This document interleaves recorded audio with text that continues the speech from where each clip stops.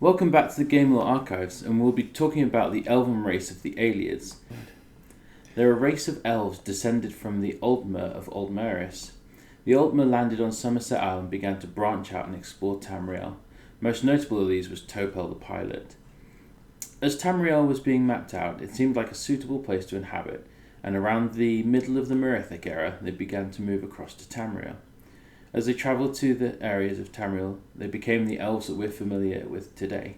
The Bosmer of Valenwood, the Kaimer of Morrowind, the Altmer of Somerset, and finally the Ayleids of Cyrodiil. The Ayleids quickly established the first empire that Tamriel had ever seen. The Ayleid Empire flourished, and at its centre they built the White Gold Tower, the centre of Ayleid power. The empire reached to all corners of Tamriel. As they were the dominant race of Tamriel, many of the Ayleids took human slaves, mainly early indigenous Nordic people, but others as well. They were used for slave labour and for Daedric worship. They went on for many years, until about a century into the First Era, when a slave girl was born. And when she was older, she received the divine inspiration she needed to overthrow the Ayleids and bring the humans out of their slavery. The torment that the aliens put the humans through symbolised the rot seeping into their culture. She was known as Alessia the Slave Queen. By the 243rd year of the First Era, the Alessian Order had overthrown the Ayleids, taken over the White Gold Tower, and were beginning to root out the remains of the Ayleid Empire. In spite of this, hundreds of years set in stone meant that Ayleids could not be eradicated so easily. As a result of this, the Alessian doctrines were introduced to finally push the Ayleids out of Cyrodiil.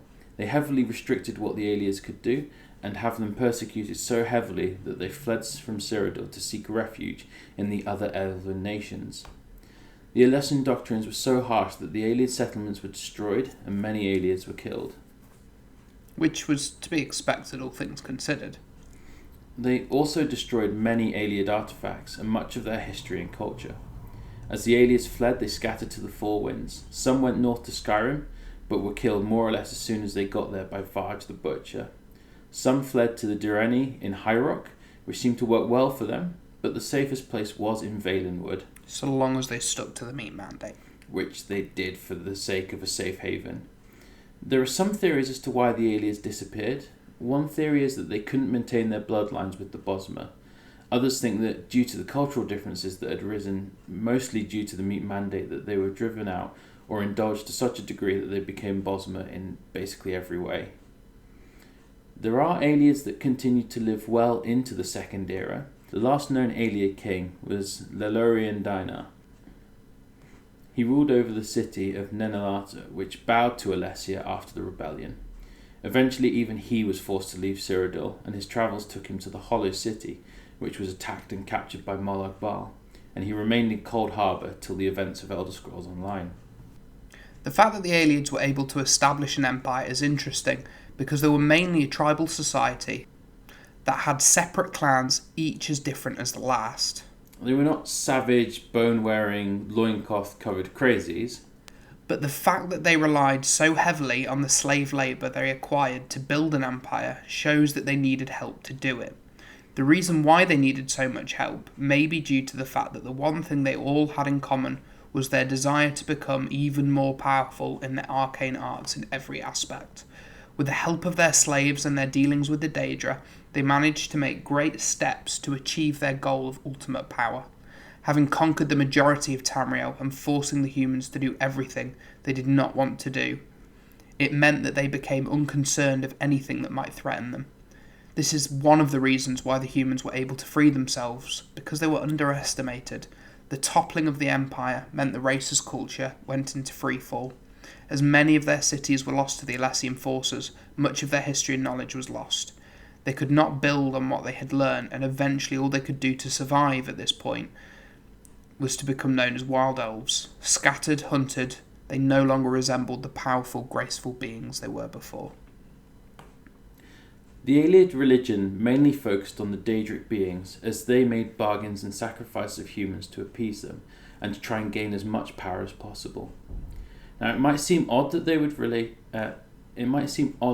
worship the Daedra rather than the Aedra, but it does make sense After the events of the Dawn era, the Aedra had lost much of their power, but the Daedra had not, and the Daedra were still able to influence the mortal world directly. This is one of the reasons that they could conquer Tamriel. It may also have been one of the reasons why the Aedra helped Alessia overthrow the elves.